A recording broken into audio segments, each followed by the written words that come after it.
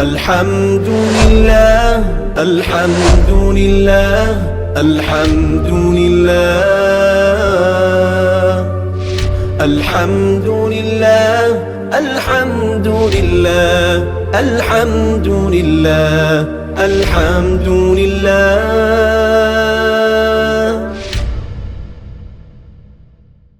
بسم اللہ الرحمن الرحیم. علم الصیغہ کا 10واں باب ہے افادات نافعہ. سبق نمبر 2 میں باب افعال اور استفعال، اس پر ایک سوال تھا، اس کا جواب ہوا تھا. اب اسی سے متعلقہ فارسی عبارت کو حل کرتے ہیں. عبارت دیکھ لیں. چنانکہ وزن فعال مصدر ثلاثی مجرد مختص بناقص است و در غیر ناقص نہیں آمدہ و نہجے کے ناقص را اختصاص بوزن فعال نیست. مصدر ناقص بر دیگر اوزان ہم میں آید فعال را البتہ اختصاص بناقص است کہ در غیر ناقص نمی آید. ہمچنین اجوف افعال و استفعال را اختصاص بئین دو وزن نیست. مصدر را اجوف این ہر دو باب با وزن افعال و استفعال ہم میں آید. چنانچہ در جمیع صیغ مصححہ این ہر دو باب البتہ افعالۃ و استفعالۃ در غیر اجوف نمی آید. پس در مصدر اربعہ استصوب و امثالش کے بر وزن افعال و استفعال آمدہ واو و یا ملاقی الف ساکن است، لہذا در جمیع باب علال نہ نمودند. و در مصدر اقامہ استقامہ و امثالش کے بر وزن افعالۃ و استفعالۃ است، واو و یا ملاقی ساکن نیست، لہذا در جمیع باب علال نمودند. پس ہیچ کلمہ برخلاف قاعدہ نیست. ترجمہ دیکھ لیں. چنانچہ وزن فعال جو کہ ثلاثی مجرد کا مصدر ہے، یہ ثلاثی ناقص کے ساتھ ہی مختص ہے، غیر ناقص میں نہیں آتا ہے. اور اسی طریقے پر ناقص اس کا اختصاص وزن فعال کے ساتھ نہیں ہے. مصدر ناقص دیگر اوزان پر بھی آتا ہے. فعال کا البتہ اختصاص ناقص کے ساتھ ہے کہ غیر ناقص میں نہیں آتا. اسی طریقے سے اجوف افعال اور استفعال، اس کا اختصاص ان دو وزنوں پر نہیں ہے. اجوف کا مصدر ان دو باب سے افعال اور استفعال کے وزن پر بھی آتا ہے. چنانچہ تمام صحیح شدہ صیغوں کے اندر انہی دو باب میں آتا ہے اس وزن پر. البتہ افعالۃ اور استفعالۃ غیر اجوف میں نہیں آتا.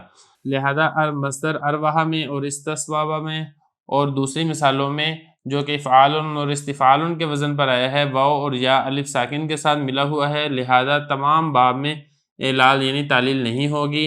اور اقامہ اور استقامہ اور اس جیسی دوسری مثالیں کہ جو کہ افعالۃ اور استفعالۃ کے وزن پر ہیں، واو اور یا ساکن کے ساتھ ملے ہوئے نہیں ہیں، لہذا تمام باب میں اعلال ظاہر ہوگا، لہذا کوئی کلمہ بھی خلاف قاعدہ نہیں ہے. عبارت ہو گئی ہے، ترجمہ ہو گیا. اب چلتے ہیں اس کی تشریح کی طرف. تو وہی والی بات تھی کہ استفعالۃ اور افعالۃ، یہ جو دو وزن ہیں یہ اجوف کے ساتھ خاص ہے. حضرت نے ایک مثال دی تھی جس طریقے سے فعال کا وزن یہ ناقص کے ساتھ خاص ہے، غیر ناقص میں نہیں پایا جاتا ہے. بالکل اسی طریقے سے افعالۃ اور استفعالۃ یہ جہاں پر بھی آئیں گے یہ اجوف میں ہی آئیں گے، غیر اجوف میں نہیں ہوگا. اور جب بھی آئیں گے تو پورے باب کے اندر تعلیل کی جائے گی. وہی والی بات ہے، اسی کو بیان کیا جا رہا ہے. دیکھیں ذرا. چنانچہ فعال کا جو وزن ہے جو کہ ثلاثی مجرد کا مصدر ہے، یہ ناقص کے ساتھ مختص ہے، غیر ناقص میں نہیں پایا جاتا.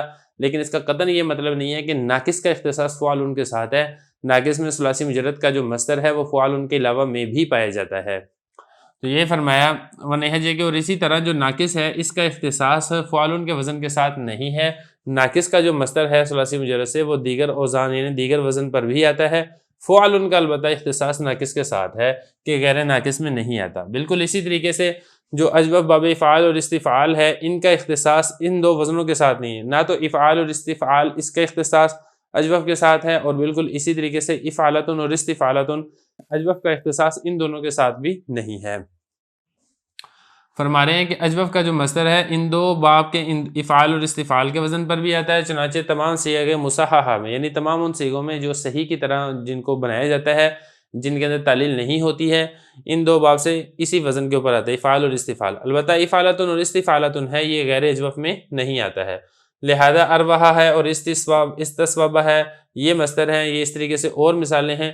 افعال اور استفعال ان کے وزن کے اوپر اس کا مصدر آئے گا، واو اور یا الف ساکن کے ساتھ ملا ہوا ہوگا، لہذا تمام باب میں اعلال یعنی تعلیل نہ نمودن ظاہر نہیں ہوگی. اور اقامہ ہے اور اس طریقے سے استقامہ ہے، ان کے جو مصدر ہیں اور اس جیسی دوسری مثالیں ہیں وہ چونکہ افعالۃ اور استفعالۃ ان کے وزن کے اوپر آتے ہیں، یہاں پر واو اور یا ساکن کے ساتھ ملی ہوئی نہیں ہے، لہذا تمام باب کے اندر تعلیل ظاہر ہوگی. کوئی کلمہ بھی اب خلاف قاعدہ اور خلاف اصول باقی نہیں رہا ہے. تو بات آسان ہے، ترجمے سے آپ کو سمجھ آ گئی ہوگی. تھوڑی بہت میں نے عبارت کو حل کر دیا ہے. تفصیلی طور پہ آپ نے اس کو سمجھنا ہے تو یہ ہمارا اردو والا سبق دیکھیں، سبق نمبر 2 بھی، اور اسی طریقے سے سبق نمبر 1 بھی، پھر انشاءاللہ یہ والا پورا مسئلہ صحیح اور اچھے طریقے سے سمجھ آ جائے گا۔